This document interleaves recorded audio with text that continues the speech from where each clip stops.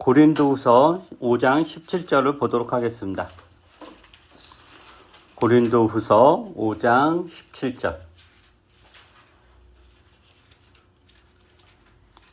제가 읽겠습니다.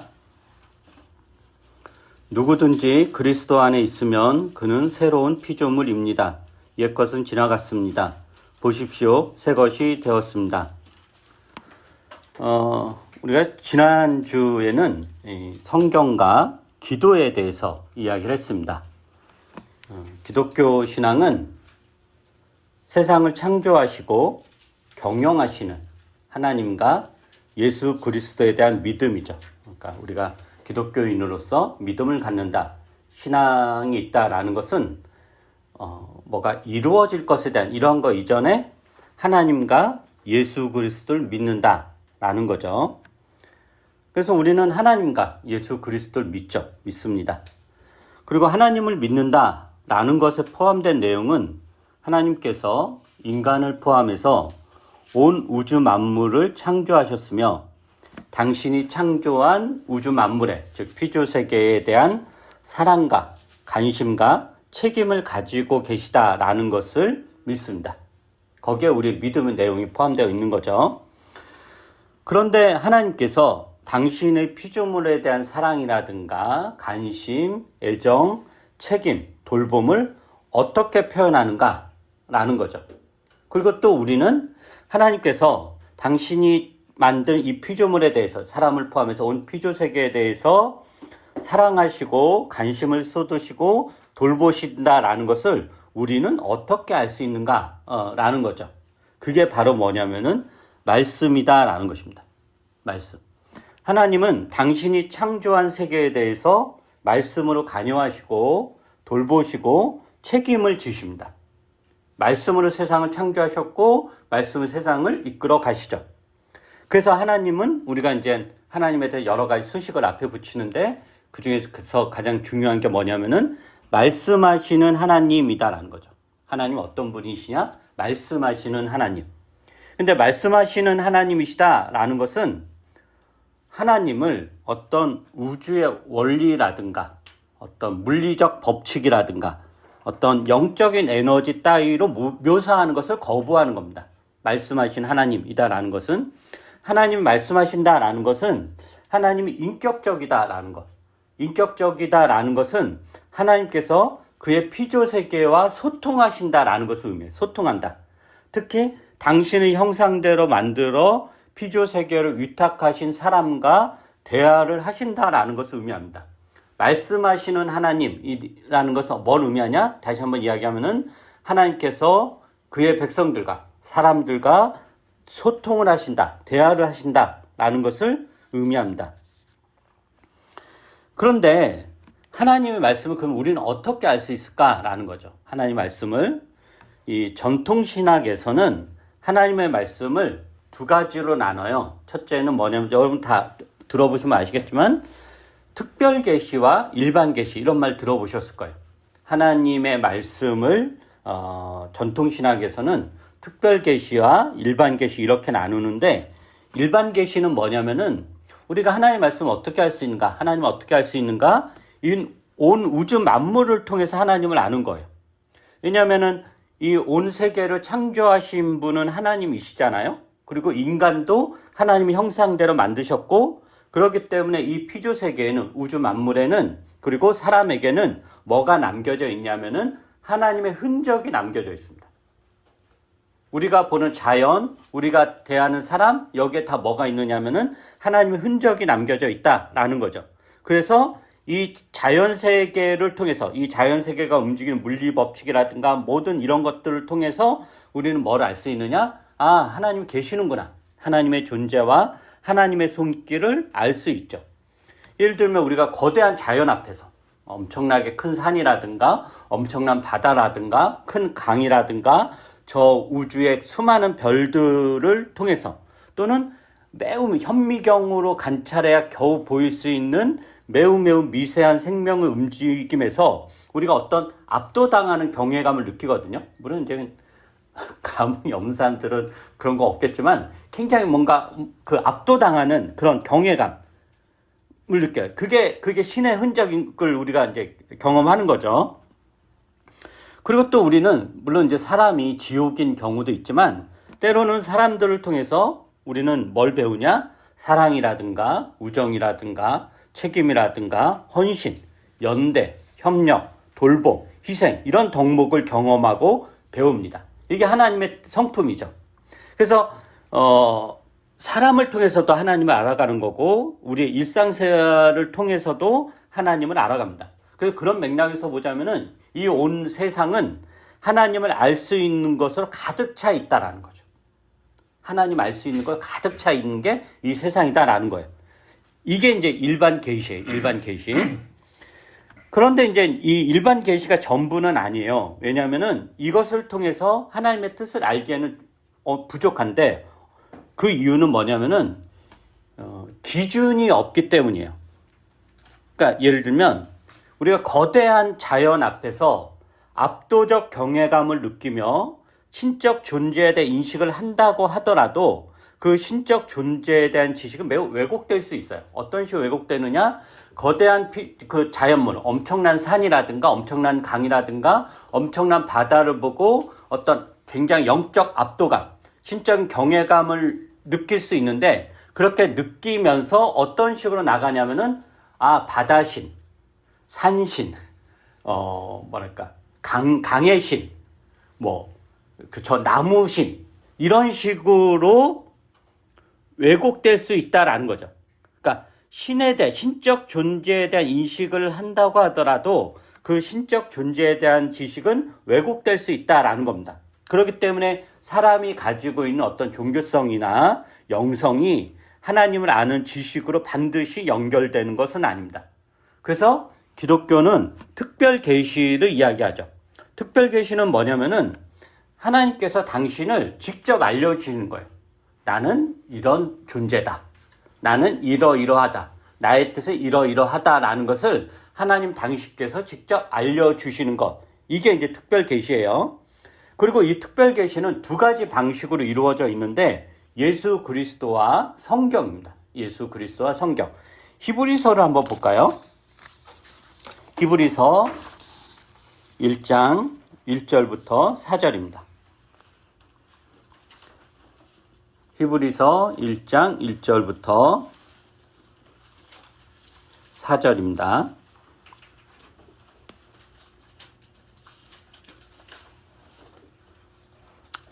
제가 한번 읽어보겠습니다. 히브리서 1장 1절부터 4절. 하나님께서 옛날에는 예언자들을 통하여 여러 번에 걸쳐 여러 가지 방법으로 우리 조상들에게 말씀하셨으나 이 마지막 날에는 아들을 통하여 우리에게 말씀하셨습니다.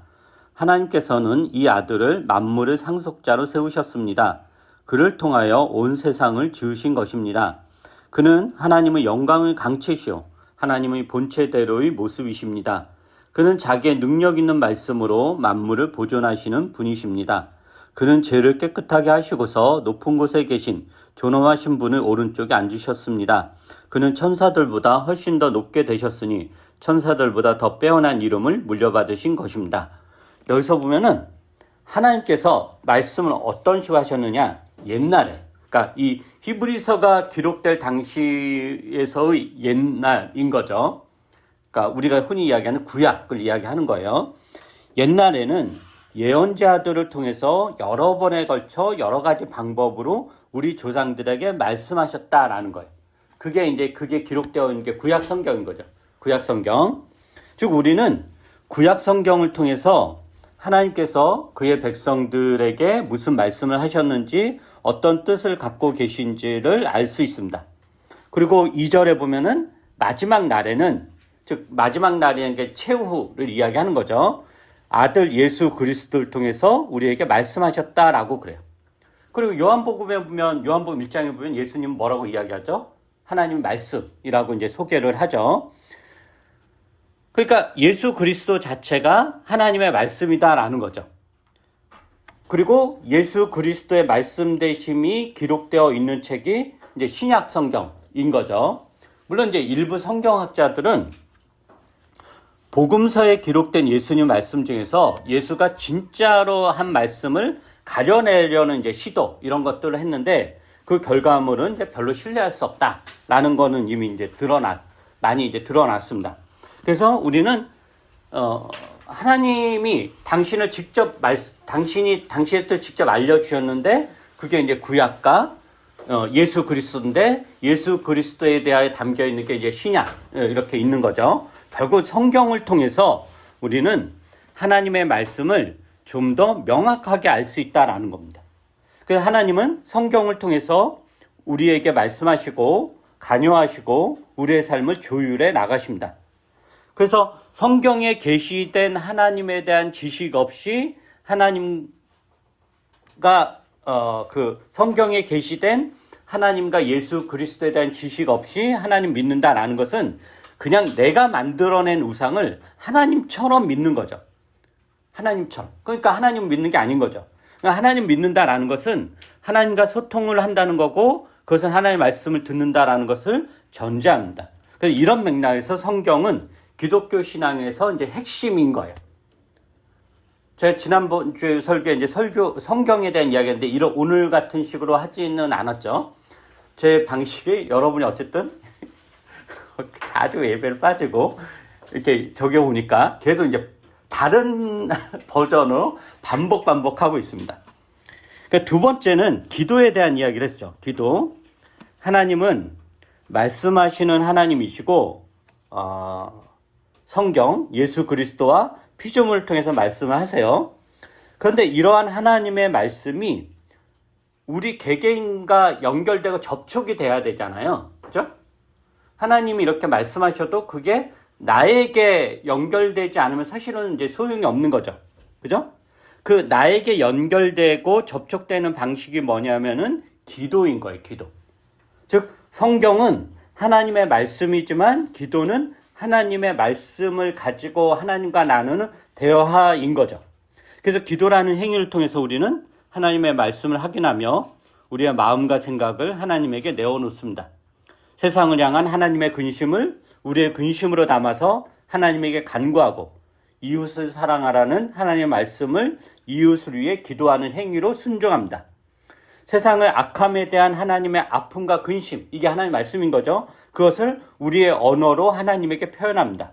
이렇게 하는 것으로 하나님의 말씀이 우리 안에서 이루어지는 거죠. 자, 오늘은 이제 세 번째 주제, 교회에 대해서 이야기를 이제 하려고 하는데요.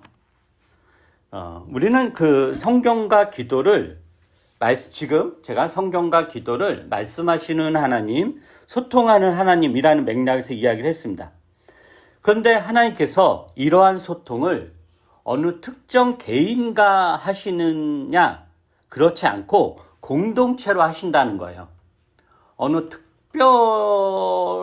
선택받은 어떤 무슨 그런 어떤 특정한 사람과 하는 게 아니라 하나님이 성경과 기도라는 그 매개체를 통해서 당신을 어떻게 드러내시고 말씀하시느냐?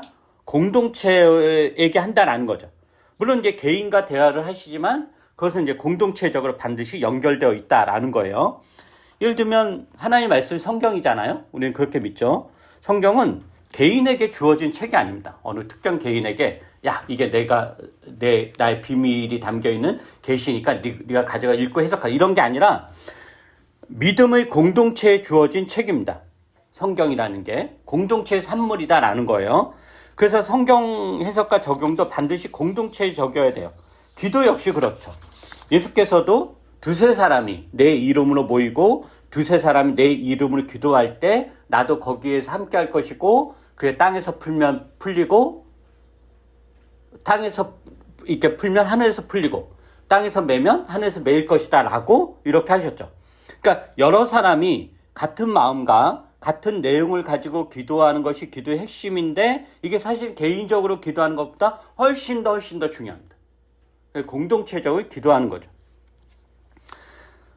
사실 그 기독교 신앙에서 공동체 없는 개인은 존재하지 않습니다.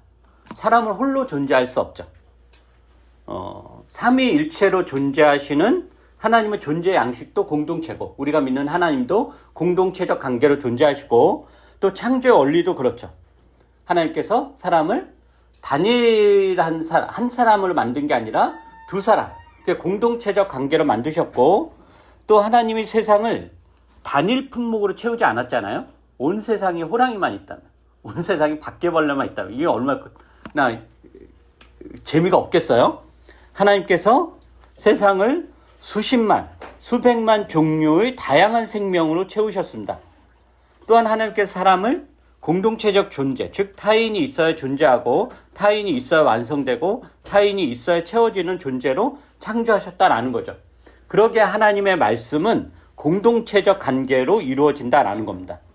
여기에 이제 교회의 사명이라든가 목적, 의미가 있죠. 교회는 어떤 것이냐? 복잡하지 않습니다. 하나님의 공동체적 속성을 드러내주는 곳이어야 됩니다. 우리가 이제 교회의 원형, 교회의 어떤 뿌리를 초대교회에서 잡잖아요. 그죠? 초대교회의 특징이 뭐죠? 굉장히 단순해요. 오늘날처럼 막 복잡하지 않아요. 초대교회는 하나님의 나라를 기다리는 백성들이, 즉 하나님 믿는 백성들이 한 곳에 모여서 하나님의 말씀을 듣고 같은 마음으로 기도를 하고 음식을 나누며 교제를 했다는 겁니다. 이게 교회의 핵심이에요. 더 없어요. 물론 이제 거기에다 뭐 이것저것을 덧붙일 수는 있겠죠. 근데 그런 것들은 다 군더더기고 핵심은 뭐냐? 하나님 말씀을 듣고 같은 마음으로 기도를 하고 음식을 나누며 교제를 하는 것. 즉 모여서 말씀을 듣고 기도를 하며 교제를 하는 것. 이게 교회다라는 거예요. 그래서 이런 것과 관련해서 사실은 제가 예전 교회론 설계도 엄청나게 많이 이야기했고 밤을 새워도 다 이야기를 할 수 없겠지만은 이 시간에는 제가 그 환대의 공동체, 인내의 공동체라는 맥락에서 이 교회에 대한 이야기를 좀 해보려고 합니다. 교회는 환대의 공동체입니다. 환대의 공동체. 환대의 공동체라는 것은 교회에서는 그 누구도 소외되거나 차별받지 않고 누구나 다 환영받아야 된다라는 것을 의미합니다. 하나님 말씀이신 예수 그리스도께서 이 세상에서 이제 사역을 하시면서 사람들로부터 어떤 비난을 받았냐면 어떤 비난을 받았죠? 여러 가지 비난을 받았죠. 그 중에 하나가 뭐냐면은 예수님을 너희 스승은, 그러니까 제자들에게 바리새파 사람들이 세리와 창기와 죄인들의 친구다 이렇게 불렀습니다. 세리와 창기와 죄인들의 친구. 이게 비난이기도 하지만 예수 그리스도가 무엇을 하셨는가를 보여주는 명확한 징표이죠. 예수께서는 세리와 창기와 죄인들의 친구예요. 친구. 그러니까 친구라는 것은 뭐냐면은 소위 죄인들을 단지 동정의 대상으로 여기신 것이 아니라 같이 식탁 교제를 나누는 대등한 존재로 여기셨다라는 것을 의미합니다. 그래서 예수께서 식탁 교제를 하실 때 거기에는 그 당시에 소위 의인들이라고 하는 사람들이 참여하는 게 아니라 그 당시에 그렇게 천대받았던 죄인들로 여겨졌던 세리나 창기나 죄인들이 그 식탁 교제에서 예수님과 대등한 존재로 참여했다라는 것입니다. 그리고 이렇게 비난하는 사람들이 예수님 뭐라고 하셨냐면은 병든 사람들의 의사가 필요하지 의인들에게 그러니까 건강한 사람 무슨 의사가 필요하냐. 나는 이들과 함께 있을 거다. 그 어떤 비난에도 불구하고 당신은 그들과 함께 하겠다라고 하셨습니다. 그다음에 이제 예수께서 십자가에서 죽으시고 사흘 만에 부활하시고 그 다음에 이제 승천하셨죠. 떠났어요. 떠난 후에 제자들은 무엇을 이제 무엇을 형성했냐면은 교회를 형성했죠.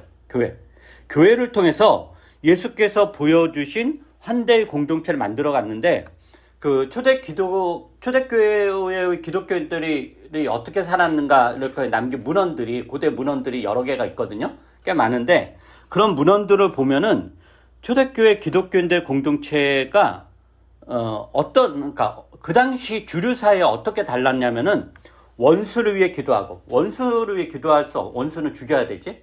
근데 이제 초대교회 공동체는 원수를 위해 기도하고 또 남녀노소 신분의 고하를 막론하고 식탁교제를 나누었고 이 사회생활에서 종과 주인을 구별이 되었지만 교회의 식탁교제에서 종과 주인이 같은 상자리에 앉아서 같이 주거니 받거니 먹고 마시고 기도하고 삶을 나누고 고아와 가부를 도와주고 감옥에 갇힌 죄수들을 방문해서 위로하고 병든 자들을 보살피고 가난으로 인해 생활이 궁핍해진 사람들을 돌보았습니다. 그러니까 초대교회는 가난한 자, 병든 자, 감옥에 갇힌 자를 예수님을 대하듯이 대하며 환대했다라는 거죠.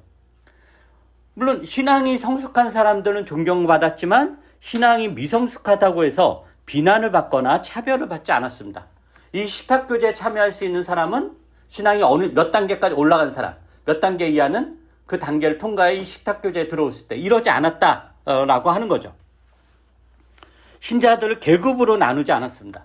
오늘날 어떤 이단처럼 무슨 14만 4천 명만 구원을 받는다거나 하나님을 믿는 사람들 중에서도 특출난 사람만 하나님이 더 사랑한다거나 이런 해괴한 주장을 하지 않았습니다. 예수 그리스도 안에서는 차별이 없으며 모두가 한 대를 받습니다. 신앙이 깊던 신앙이 얕던 예수를 믿는 등 많은 등 하던 깊게 믿던 상관없이 모두가 한 대를 받았습니다. 이게 초대교회가 경험한 공동체죠. 그러기에 이 환대의 공동체는 기본적으로 타인에 대한 판단이나 비난이 최대한 절제되어야 됩니다.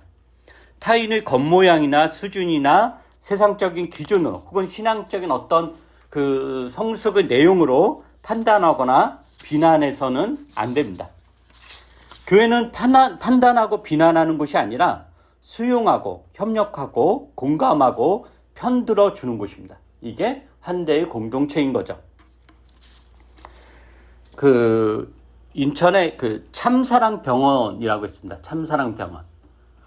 우리나라에서 이제 그 마약 중독자들을 마약 중독자 재활을 돕고 전문적으로 치료하는 데가 거의 없어요. 뭐 한 손에 꼽을 정도인데 그 중에서 굉장히 이제 그 유명한 곳이 인천 참사랑병원이고 거기에 이제 천영우 원장이라는 분이 있습니다. 이분은 이제 정신과 의사인데 우리나라에서 이 마약 중독자를 치료하는 의사가 몇 안 돼, 한 5명밖에 안 된대요. 그 중에서 이제 그 굉장히 이분이 되게 권위가 있는 분인데 그 병원은 이제 정신과가 여러 진료 과목이 있잖아요. 근데 이분은 거기서 이제 마약 중독 치료만 이제 전담으로 하고 있는 분입니다. 중독 치료 이제 우리나라 권위자예요.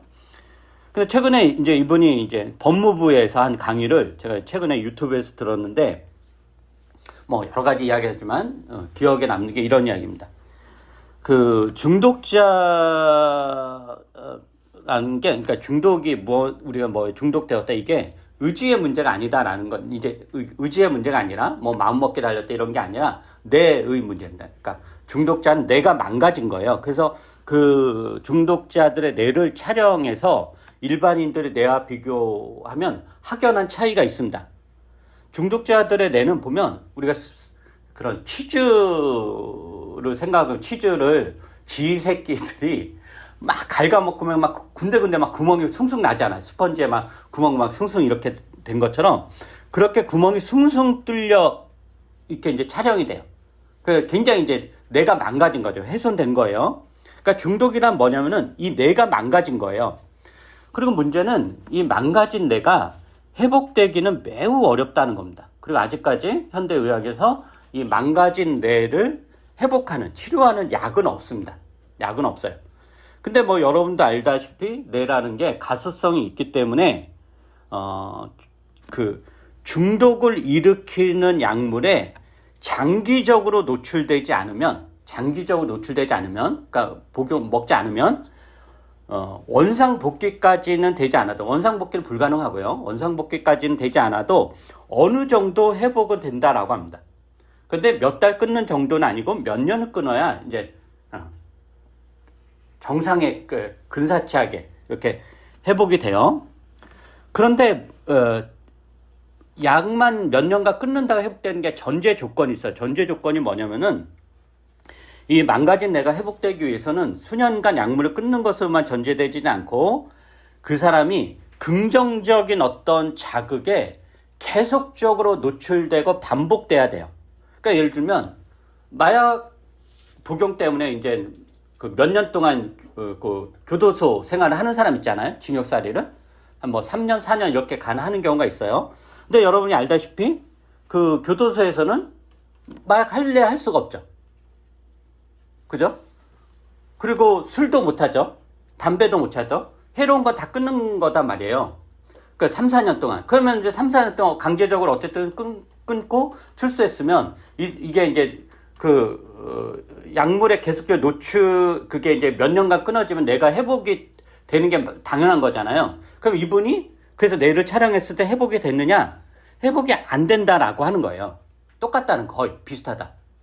그래서 그 이유가 뭐냐면은 그 교도소에 수감돼서 뇌를 망가뜨리는 약물로부터는 벗어났으나 교도소라는 환경이 주는 스트레스가 있잖아요. 거기에서 주는 타인과의 갈등, 극심한, 그러니까 거기 얼마나 갇혀 있고 또 다른 사람과 얼마나 이렇게 끊임없는 긴장 상태를 유지해야 돼. 그게 하루 이틀이 아니라 3, 4년. 그러니까 굉장한 이제 스트레스에 노출되어 있는 거죠. 그걸 반복적으로 경험하기 때문에 이 뇌가 회복될 여력이 전혀 없는 거예요. 그래서 3, 4년 동안 약을 안 하더라도 그냥 뇌는 이전 그 중독의 상태와 차이가 없다라고 하는 거죠. 그래서 약물을 끊는 것으로 다 되는 것이 아니라 이 망가진 뇌가 회복되기 위해서는 타인의 긍정적인 피드백, 수용, 공감적 반응, 따뜻한 마음 등이 반드시 필요하다라고 합니다. 즉, 이 중독자를 긍정적으로 따뜻하게 받아들일 수 있는 이 관계, 이 공동체가 필요하다라는 거죠. 근데 이제 이 중독자들이 처한 현실이 어때요? 마약 중독자 말 그대로 중독이다 말이죠. 중독이라는 거 뭐죠? 한 번은 그치지 않는다는 거잖아요. 자기가 결심하고 딱 끊을 수 있으면 그건 중독이 아닌 거예요. 그러니까 그게 안 되기 때문에 중독인 거예요. 그래서 이분들이 이제 하고 나서 이제 또 깨면은 막 후회를 하죠. 내가 다시 한 번 하면 손을 자르겠다. 내가 다시 한 번만 하면 성을 갈겠다. 또 한 번만 손을 대면 나는 개새끼다. 이게 막 결심을 한단 말이에요. 그러다가 이제 또 지나면 또 이렇게 하게 되죠. 그럴 때 누가 제일 힘들까요? 누가? 그렇죠. 중독자는 당연히 본인은 힘들겠죠. 근데 중독자 말고 누가 제일 힘들어요? 그렇죠. 가족이에요. 가족들과 지인들이 제일 힘든 거예요. 처음엔 이제 받아주죠. 그래, 잘해보자. 근데 반복해요. 근데 몇 번 가면 화도 나고 실망도 하고 분노가 치밀어 오르죠. 네가 인간이냐? 어떻게 그럴 수 있냐? 앞으로 어떻게 살려고 이러냐? 나가 죽어라. 이제 관계 끊자. 이렇게 말을 하기도 하고 또 말은 하지 않더라도 이 표정에서 온갖 경멸과 멸시와 비난의 모습을 보입니다. 그래서 아예 관계를 끊기죠. 이제 너 이거 끊기 전까지는 다시는 연락하지 마라. 뭐 이렇게 해요. 그러니까 중독자가 다시는 약을 하지 않겠다고 결심하더라도 가족이나 지인들 이제 믿지 않죠. 계속 이제 반복적인 거니까 더 비난을 하게 되고 구제불능이라는 비난을 하게 되고 그러니까 결국 중독자는 다시 마약을 하는 사람 찾게 되고 거기서 잠깐의 위로를 삼고 그냥 점점 더 심해지죠. 뇌가 회복될 가능성 제로가 되는 거죠. 그래서 이 그 천영우 원장이 이 중독자들에게 뭘 권유하냐면 종교를 권유한다고 그래요. 자기는 이제 100%다 종교를 권유한다. 왜냐면은 뭐 교회 우리 교회는 뭐 작아가지고 그런 거 없지만 교회라는 게 조별 모임도 있고 구역 모임, 뭐 순모임 여러 가지 편하게 이렇게 소규모 이런 모임이 있잖아요. 근데 이제 그런 모임에서는 이제 비난하지는 않죠. 아닌가? 교회에서는 중독자에 대해서 아유, 얼마나 힘드셨냐. 앞으로 하지 않도록 같이 기도하자. 힘들면 이야기해라. 이미 지난 거 어쩔 수 없으니까 앞으로 하지 않으면 되지 않겠냐. 힘내라. 뭐 기도해야 하겠다. 근데 또 하고 또 와요. 오면은 이제 다시는 오지 마. 이러진 않잖아요. 그래서 아유, 그래도 잘 왔다. 힘들지 않냐. 밥은 먹었냐. 괜찮다. 앞으로 하지 않으면 되지. 이런 말을 이제 계속 그걸 매주 한단 말이죠. 그러니까 중독자를 끝까지 믿어줍니다. 이러한 따뜻한 수용의 경험, 긍정적 경험에 계속 노출이 되면 놀랍게도 망가진 뇌가 회복된다라고 합니다. 이거 그냥 희망이 아니고 그 팩트인 거예요. 그런 뇌 촬영이나 이런 걸 통해서. 그래서 이런 맥락에서 환대의 공동체는 치유의 공동체인 거예요. 환대를 통해 사람은 변하고 회복되고 치유됩니다. 이것을 믿는 게 교회인 거죠. 사람을 끝까지 믿는 게 교회인 것입니다. 그렇다면 제가 이제 오늘 두 가지 맥락에서 이야기한다고 그랬잖아요. 환대의 공동체. 둘째 뭐죠? 인내. 그렇죠. 인내의 공동체. 왜 이게 인내의 공동체가 나오는가? 라는 거예요. 어떻게 관련이 있을까? 제가 여러분에게 자주 예배에 빠지지 말 것을 권면합니다. 그런데 이렇죠. 하루에 성경 한 장 읽자고 오래전부터 권면하고 있고, 요즘은 제가 좀 더 적극적으로 매일같이 교회 단톡방에 그날 읽을 성경을, 오늘 성경 읽기는 이사야 41장입니다. 민망함에도 불구하고 이렇게 이제 언급하고 이야기합니다. 하루 이틀이 아니고 오랜 세월을 이야기하고 있습니다. 그런데 이렇게 제가 계속 반복해서 이야기를 하는데 여러분이 계속 듣지 않는다면 저한테 어떤 마음이 일어날까요? 보통은 실망, 혹은 미움, 혹은 비난하는 마음이 들겠죠. 그리고 제가 여러분에게 이렇게 실망이라든가 비난이라든가 화나는 마음이 있으면 그게 표현이 안 되더라도 표정으로 느껴질 거고, 그럼 여러분도 이제 부담되고 교회 오기 싫겠죠. 그죠? 자녀가 있는 분들은 여러분이 자녀에게 방 청소 좀 해라, 공부 좀 해라, 집에 일찍 들어와라 라고 끊임없이 이제 이야기를 하잖아요. 그렇게 한다고 쳐봐요. 매일같이 이제 잔소리를 합니다. 그런데도 자녀가 지독하게도 말을 듣지 않으면 여러분에게 어떤 마음이 일어날까요? 자녀를 키우신 분도 알겠지만 보통은 자녀에 대한 실망, 순간적이라도 미움이라든가 분노라든가 화라든가 어떻게 너 인간이 돼가지고 그렇으니 이런 비난, 이런 게 이제 일어나죠. 그리고 그러한 마음이 이러저러하게 표현되면 자녀가 이제 집에 있는 게 싫죠. 여기서 중요한 건 뭐냐면 이겁니다. 겉면을 받아들이지 않아도 미워하거나 분노하거나 비난하거나 실망하지 않는 마음을 갖는 것이 굉장히 중요합니다. 저는 여러분에게 끊임없이 성경을 읽으라고, 예배에 빠지지 말라고, 늦지 말라고, 기도를 하라고 권면할 것입니다. 왜냐하면 교회는 모여서 말씀을 듣고 같이 기도하고 삶을 나누는 곳이기 때문입니다. 그리고 그것을 이루어가는 지도자로 여러분이 저를 세웠고 또 제 역할이니까 저는 열심을 다해서 권하고 권할 거예요. 물론 제가 워낙 부끄러운 성격이어서 잘 못하긴 하지만, 그러나 여러분이 제 말을 전혀 듣지 않는다고 하더라도 저는 여러분을 비난하거나 실망하거나 포기하거나 하는 마음을 갖지 않으려고 하고, 사실 그런 마음이 거의 없습니다. 물론 0.001%는 혹시 있을지 모를까? 거의 없습니다. 왜냐하면 교회는 신앙이 성숙한 사람만 다니는 것이 아니라 미성숙한 사람도 다닐 수 있고, 하나님의 말씀을 척척 알아듣고 순종하는 사람만 다니는 것이 아니라 전혀 알아듣지 못해서 신자인지 불신자인지 구분이 안 되는 사람도 다닐 수 있어야 됩니다. 신앙의 출발점에 있는 교우도 있고 이미 많이 앞서간 교우도 있습니다. 열심을 다해 성경을 탐구하고 알려고 하는 교우들도 있고 주일날 예배 시간에 읽는 성경 읽기가 전부인 교우들도 있을 것입니다. 매일같이 기도를 하는 교우도 있고 일주일에 한 번 예배 시간에 잠시 몇 분 정도 기도하는 것이 전부인 교우들도 있을 것입니다. 그러나 그러한 것으로 우열을 가리거나 계급을 나누거나 비난하거나 혹은 하지 않는 거거나, 그 중에서 그럼 그 누구도 배척되지 않는 것, 그 누구도 자신의 상태로 인해 비난받지 않는 것, 그래서 자신이 어떤 상황 어떤 상태여도 그것이 교회에 오는 장애물이 되지 않는 것, 이것이 교회여야 합니다. 그러기 위해서는 인내의 공동체여야 된다는 거죠. 인내의 공동체라는 것은 비난하지 않고 서로 기다려주는 것입니다. 이 비난하는 마음이 일어나게 되면 어떻게 되죠? 지치죠. 그죠?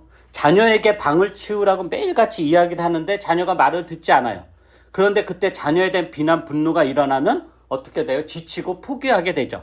네 인생 네 멋대로 살다가 망해라. 이런 자포자기의 마음을 갖게 됩니다. 그럼 어떻게 지치지 않을까요? 비난하지 않는 마음을 갖는 것입니다. 이게 인내예요. 그러니까 인내라는 건 이게 아니에요. 인내라는 것은 내가 화가 나요. 이걸 꾹 참는 건 인내가 아닙니다. 비난하는 마음이 차오르는데 그것을 꾹 참고 누르는 것이 인내가 아닙니다. 그건 단지 그냥 화가 있는데 그걸 표현하느냐 표현하지 않느냐의 차이지, 말로 표현하느냐 표정으로 표현하느냐의 차이지, 꾹 참고, 이거는 인내가 아닌 거예요. 인내라는 것은 뭐냐? 비난하는 마음을 갖지 않는 것입니다. 그렇게 해야 지치지 않고 오래 갑니다. 그래서 교회는 이런 맥락에서 인내의 공동체인 거죠. 인내의 공동체. 그래서 저는 여러분에게 신앙적 실천과 관련해서 여러 가지 겉면, 사실 여러 가지가 아니고 이제 딱 하나 하고 있죠. 성경 하루에 한 장씩 읽거나 하고, 2개구나. 주일날 교회 빠지지 말. 이 정도 겉면을 하고 있는데, 요즘은 이제 톡방에 읽으라고 이렇게 글 하나 남기는 정도인데, 이거를 제가 무슨 목회자로서 하는 거다라고 하면 너무 부끄럽고 민망합니다만은 꾸준히 하려고 합니다. 여러분이 하지 않아도 여러분에 대한 비난이나 짜증이나 하는 전혀 없습니다. 왜냐하면 그런 마음을 갖게 되면 쉽게 지치기 때문입니다. 즉, 저는 여러분을 인내하고 있습니다. 교회는 서로가 서로에게 그러해야 합니다. 아버지의 재산을 가지고 가서 방탕한 생활로 다 탕진하고 돌아온 둘째 아들을 아버지는 전혀 비난하지 않습니다. 그죠? 형은 비난하죠. 저 못된 놈 하고. 그러나 아버지는 너 왜 그랬냐? 어떻게 인간이 그럴 수 있냐? 무슨 낯짝으로 다시 돌아왔냐? 그렇게 허랑방탕할 때 집 생각 안 나더냐? 라고 나무라거나 비난하지 않습니다. 돌아와서 다행이다. 배고프지? 밥 먹자. 너를 위해서 음식 차렸다. 라고 하며 환대합니다. 이게 인내입니다. 이런 맥락에서 교회는 환대와 인내의 공동체이며 이것으로 우리는 교회를 통해 하나님 나라를 경험할 것입니다. 기도하겠습니다. 사랑이 많으신 우리 주 하나님, 주께서 사랑하시는 주의 백성들을 교회로 모으시고 이 교회를 통해서 하나님 나라를 경험하게 하십니다. 하나님은 기계처럼 몸이 건조하게 본인 해야 될 것만 기계적으로 하시는 분이 아니라 우리와 소통하시고 대화하시고 우리와 더불어 관계를 맺어 나가시며 당신의 뜻을 이루시는 분이십니다. 우리에게 말씀하시고 우리와 소통하기를 원하십니다. 하나님은 우리를 환대하시고 우리를 인내하시면서 당신의 뜻을 알려주시고 가르쳐 주시고 자라가기를 원하십니다. 그리고 그것을 경험하기 위해서 우리에게 교회를 허락하셨고 이 교회를 통해서 우리가 하나님을 또 경험합니다. 이 교회가 환대의 공동체, 인내의 공동체가 될 수 있게 해주시고 그래서 이 교회를 통해서 우리가 하나님 나라를 무수히 경험할 수 있도록 은혜를 베풀어 주시옵소서. 감사드리며 예수님 이름으로 기도합니다. 아멘.